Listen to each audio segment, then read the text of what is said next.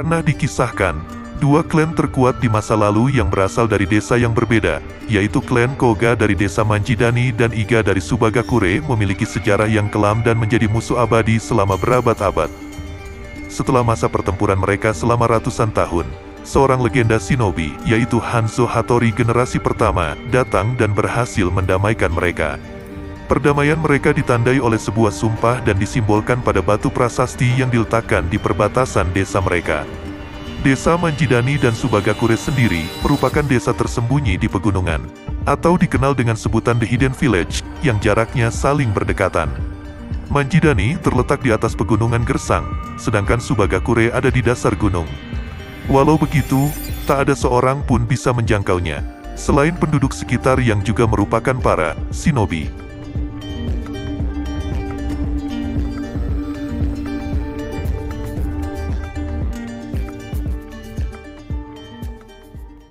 Selamat datang di Panel Story. Sebelum masuk alur ceritanya, saya ingin mengingatkan, spoiler warning bagi kalian yang belum nonton filmnya secara utuh.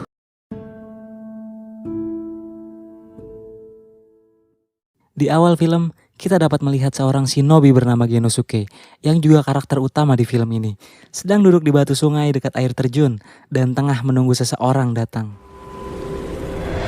Genosuke adalah shinobi terkuat yang berasal dari desa Manjidani dan juga anggota dari klan Koga.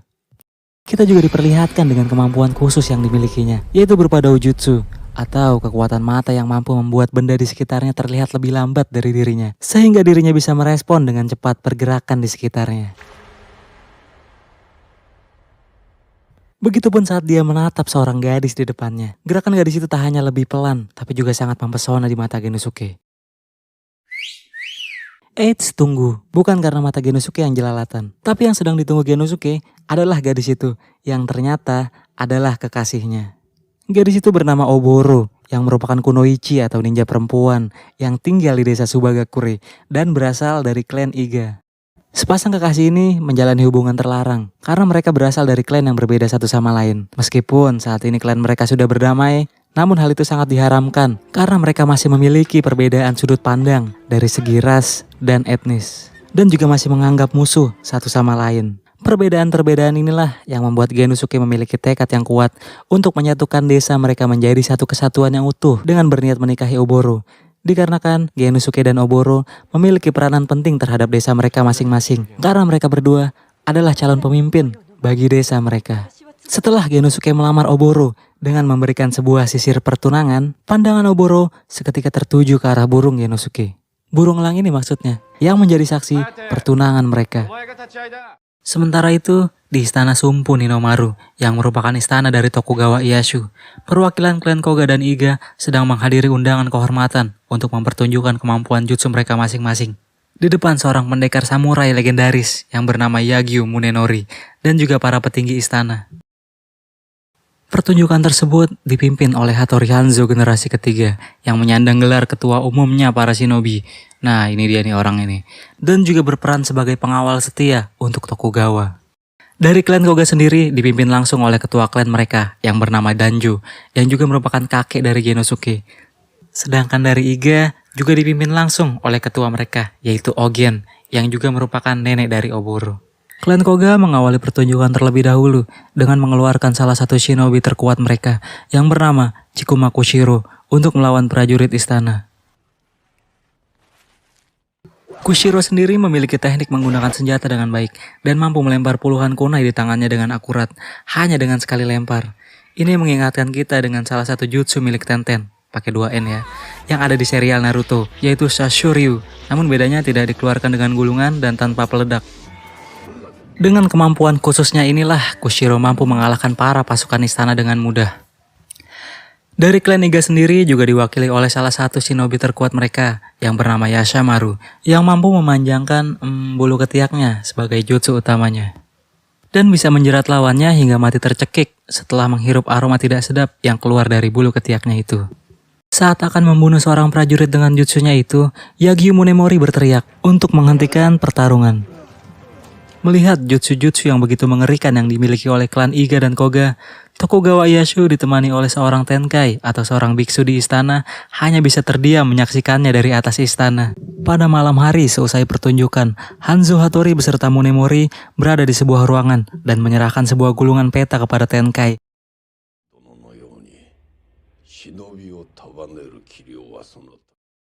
Setelah percakapan dengan Tenkai, Hattori keluar ruangan untuk menemui Danjo dan Ogen dan menyampaikan sesuatu dari Yang Mulia Ieyasu yang terkesan dengan pertunjukan tadi. Tapi pertunjukan belum selesai sampai di situ, mabos geng. Karena melihat antusias dari kedua klan yang sama-sama haus akan pertempuran, Yang Mulia Ieyasu mengadakan games kepada kedua klan ini. Tapi kali ini gamesnya sangat mengerikan dan akan banyak diwarnai pertumpahan darah karena masing-masing dari Iga dan Koga harus menuliskan 5 shinobi terkuat mereka untuk saling bunuh. Dan yang lebih parah, satu orang tersisa nih yang selamat cuma akan jadi penentu siapa pewaris yang akan meneruskan kedudukan dari Yang Mulia.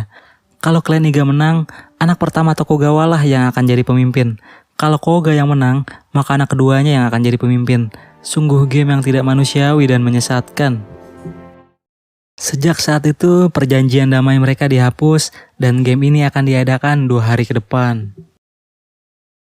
Para perwakilannya pun pulang ke desa mereka masing-masing dan mengumumkan kelima nama yang sudah ditulis untuk mengikuti games hidup mati ini.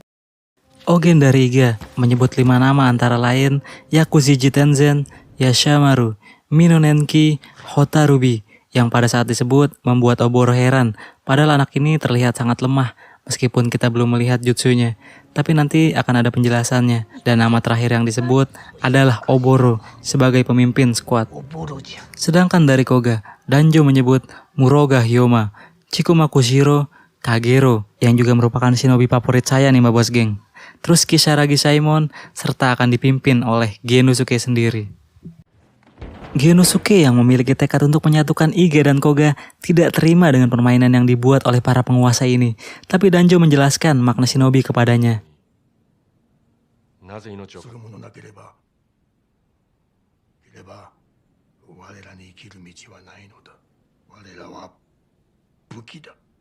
Dan itulah shinobi.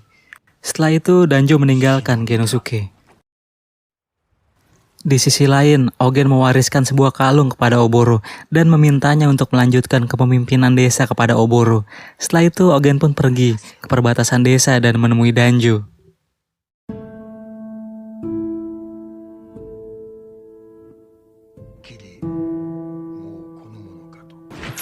Setelah itu, kedua tetua klan ini pun bertarung di sana.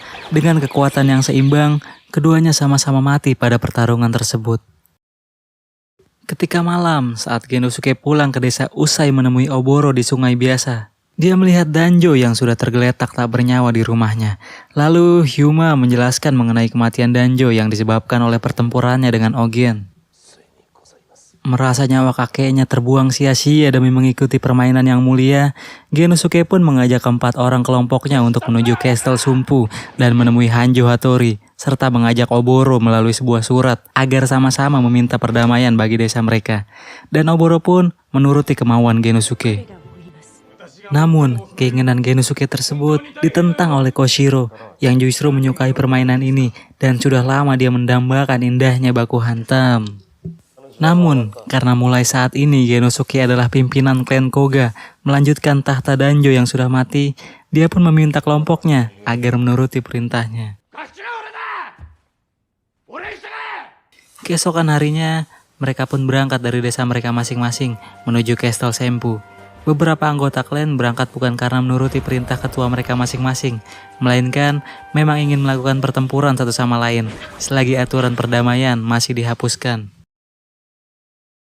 Skuad klan Koga yang sudah berangkat terlebih dahulu berhenti sejenak di tengah hutan dan mengawasi keadaan sekitar melalui Muroga Hyoma, seorang tunanetra yang memiliki kemampuan memprediksi keadaan sekitar lewat benda bertuahnya yang mengandung energi kosmik mungkin. Dan mengatakan 2 orang dari klan Iga sedang mendekat ke arah mereka dan bersiap menyergap.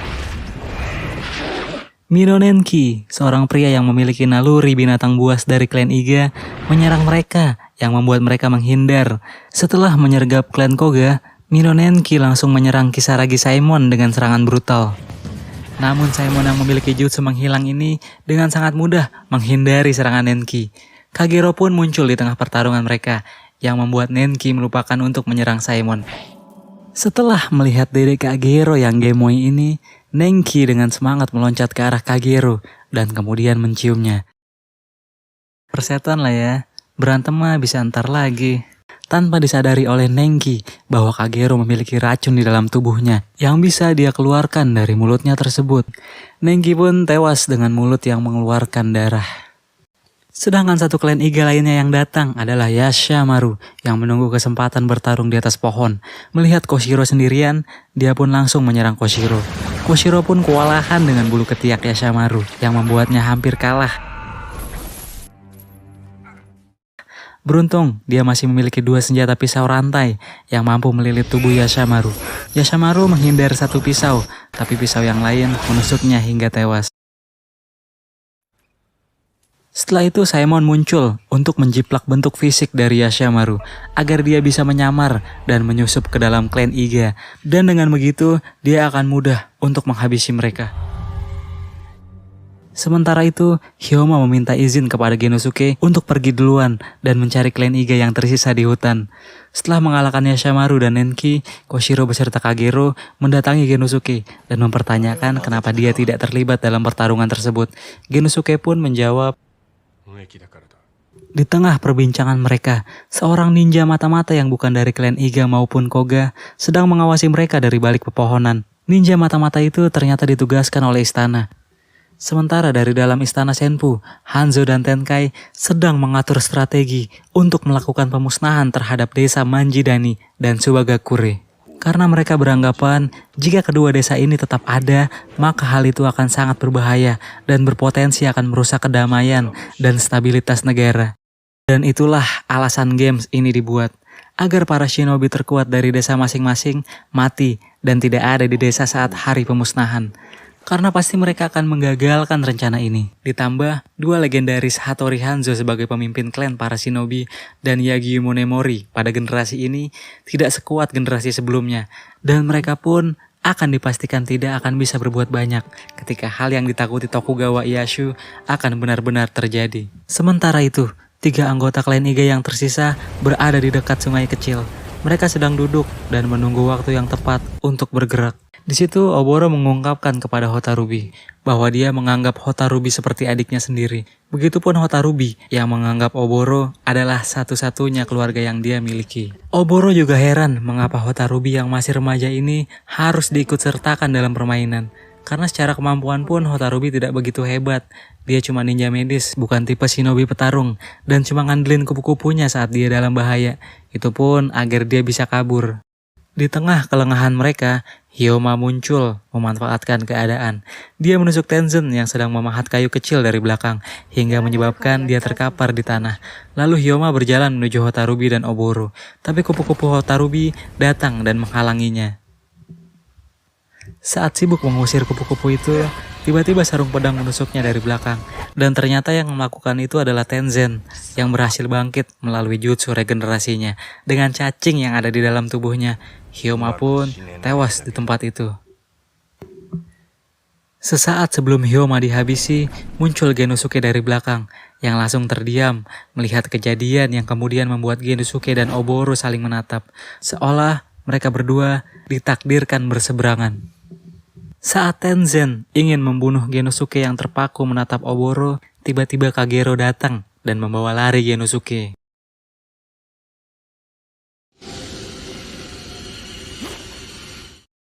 Di saat mereka berhasil selamat, tiba-tiba Kagero mendekap tubuh Genosuke dan mempertanyakan kenapa Genosuke memilih tidak bertarung demi seorang wanita dari pihak musuh. Di sini Kagero mengungkapkan perasaannya terhadap Genosuke yang selama ini dia pendam.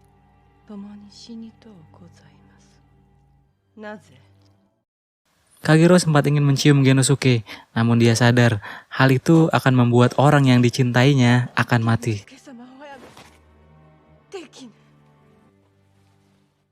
Di hari berikutnya, anggota klan Iga memulai kembali perjalanan mereka menuju istana Senpu.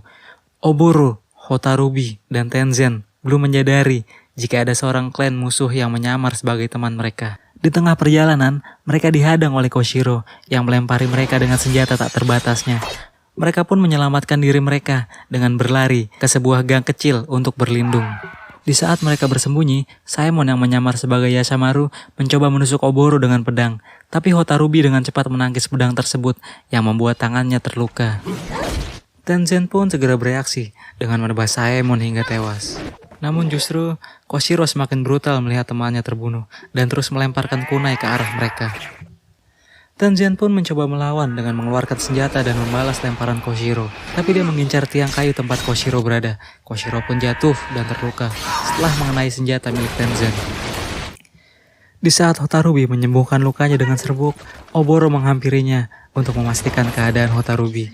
Namun Koshiro yang berhasil bangkit kembali melempar pisau ke arah Oboro yang sedang lengah.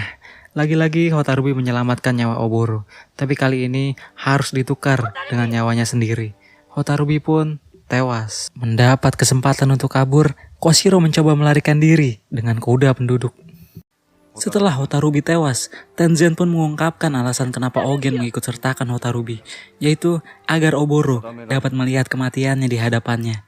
Karena Ogen tahu kematian Hotarubi yang sudah dianggap adik kandungnya sendiri dapat memicu Oboro menggunakan jutsu mengerikannya kepada musuh, serta dapat merubah hati Oboro menjadi sekeras baja. Oboro yang sangat sedih dan marah segera mengejar untuk membalas perbuatan Koshiro dengan lebih tidak berkeprimanusiaan dengan jutsu yang belum pernah dia tunjukkan di film ini. Tunggu kau, Koshiro. Koshiro yang dalam keadaan terluka tidak dapat kabur dengan jauh sehingga Oboro berhasil mengejarnya. Dan disinilah Oboro mengeluarkan dojutsunya yang mampu merusak pembuluh darah serta menghancurkan tulang belulang hanya dengan tatapan.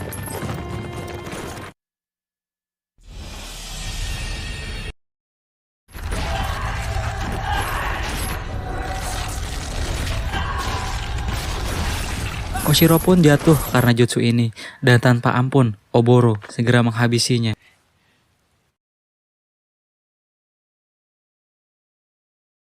Sementara itu, Genosuke dan Kagero yang dalam perjalanan menemukan patung kayu milik Tenzen yang berisi sebuah pesan untuk menemuinya secara pribadi di sebuah kuil.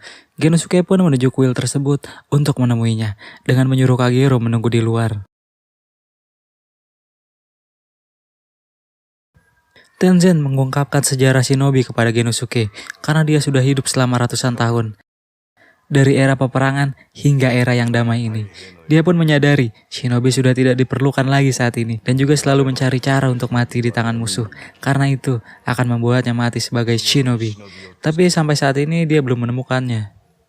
Karena sudah merasa tidak dibutuhkan lagi, jadi untuk apa ada yang namanya desa shinobi? Dan karena itulah dia juga berencana menghancurkan kedua desa tersebut, Manjidani dan Subagakure, agar tenggelam dalam kegelapan, tanpa seorang di luar pun tahu bahwa pernah ada dua desa itu di dunia ini. Dan Tenzen lah yang menyerahkan peta desa tersembunyi kepada penguasa, agar mereka menghancurkan desa tersebut. Dan Genosuke pun sudah terlambat untuk pulang, karena para prajurit sudah mulai bergerak untuk memusnahkan desa mereka. Satu-satunya cara adalah meneruskan game ini dan tetap menuju istana Senpu untuk menuntut keadilan. Setelah melakukan perbincangan, Tenzen pun menyerang Genosuke secara tiba-tiba dengan senjatanya. Namun Genosuke yang memiliki dojutsu tentu sangat mudah membalikkan serangan tersebut. Meskipun luka akibat serangan Genosuke dapat disembuhkannya dengan cacing-cacing medisnya itu. Genosuke pun pergi meninggalkannya karena merasa tak punya banyak waktu. Setelah itu Kagero datang berniat menghabisi Tenzen, tapi berhasil dihadang oleh Tenzen. Karena Kagero yang gemoy ini cuma bisa ngandelin bibirnya doang, terus dia ngelawan seorang shinobi yang punya pengalaman ratusan tahun bertarung. Ya udah, Kagero dikalahkan dengan mudah oleh si Tenzen. Tapi Tenzen tahu kalau Kagero ini mengandung racun yang mematikan. Kemudian Tenzen mencoba mati dengan merasakan kenikmatan terakhir dengan memasukkan racun ke dalam mulutnya melalui mulut Kagero. Sederhananya nyipok lah, ribet ya bahasanya mabos geng. Dan ternyata racun Kagero berhasil membunuh cacing-cacing di dalam tubuh Tenzen. Dan dia pun mendapat apa yang dia inginkan, yaitu mati. Genosuke yang sudah pergi kemudian kembali ke atas untuk mencari Kagero. Dan dia menemukan Kagero yang sudah sekarat dan tak akan tertolong.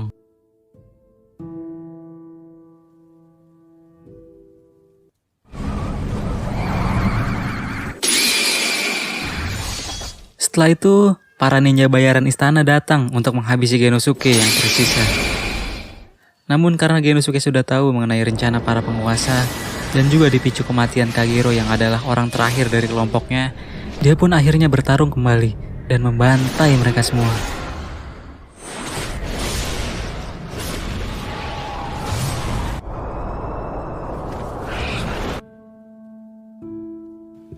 Setelah pertempuran, Genosuke yang sudah merasa tidak memiliki harapan untuk mencapai impiannya mendamaikan kedua desa, lalu berteriak, meluapkan emosinya. Saat pagi, Genosuke kembali melanjutkan perjalanannya menuju istana Senpu, dan Oboro sudah menunggunya di pinggir pantai. Tapi kali ini tidak ada adegan melepas rindu, seperti yang biasa mereka lakukan di sungai, melainkan melakukan pertarungan terakhir antara hidup dan mati. Oboro yang kini sudah mengenakan kalung warisan klan menandakan bahwa dia sudah siap mati demi membela klannya. Oboro mulai mengaktifkan dojutsu mengerikan miliknya, namun dalam hatinya dia tidak ingin menyakiti orang yang masih dicintainya. Walau sekali lagi dia mencoba, namun tetap mata itu tidak berfungsi di tengah mata yang berkaca-kaca. Akhirnya Oboro mengeluarkan pisau untuk menusuk Genosuke. Sambil memejamkan mata, dia berlari menuju Genosuke. Genosuke mengeluarkan dojutsunya, tapi bukan untuk melawan, melainkan menikmati wajah Oboro yang mempesona untuk terakhir kalinya. Saat Oboro tepat di hadapannya, Genosuke sengaja tidak menghindar agar Oboro bisa membunuhnya. Dengan begini, Genosuke yang sudah merasa tidak memiliki harapan untuk mendamaikan desa Manjidani dan Subagakure karena desa itu akan segera musnah, setidaknya dia masih bisa menyisakan orang terakhir yang dimiliki klan Koga dan Iga, dan dia memilih kekasihnya untuk terus hidup dan berharap menjadi cahaya baru bagi nama klan Koga dan Iga agar selalu ada. Tapi film belum berakhir. Oboro melanjutkan perjalanannya ke istana Senpu dan menemui Tokugawa Ieyasu untuk meneruskan tekad Genosuke demi meminta perdamaian. Namun, permohonannya ditolak oleh Tokugawa dengan alasan para shinobi Iga dan Koga bukanlah manusia biasa yang memiliki kekuatan mengerikan dan menganggap kedamaian tidak akan bisa terwujud pada klan Koga maupun Iga. Namun Oboro mengangkat kepala dan menatap Tokugawa seolah akan mengeluarkan dojutsunya kepada Yang Mulia Tokugawa. Namun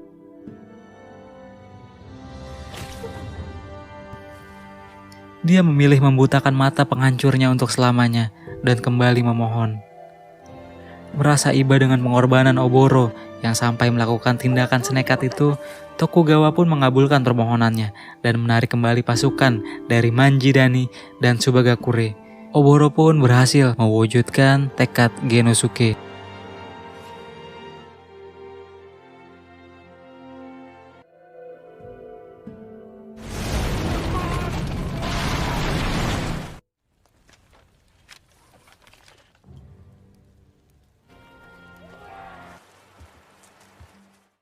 Waktu pun berlalu dan film ditutup dengan memperlihatkan Oboro di sungai tempat biasa dia menemui Genosuke. Dan kini dia hidup damai sebagai penduduk biasa karena era shinobi sudah dihapus pada masa itu. Dan film pun berakhir. Perjuangan Genosuke dan Oboro patut kita hargai karena mereka rela mengorbankan apapun demi kedamaian desa. Gimana menurut kalian? Bagus kan filmnya? Kalau kalian sependapat, kalian bisa menekan tombol share dan membagikan kepada teman kalian agar teman kalian juga dapat terhibur dengan film ini. Terima kasih sudah menonton. Panel Story undur diri. Sampai jumpa di video selanjutnya.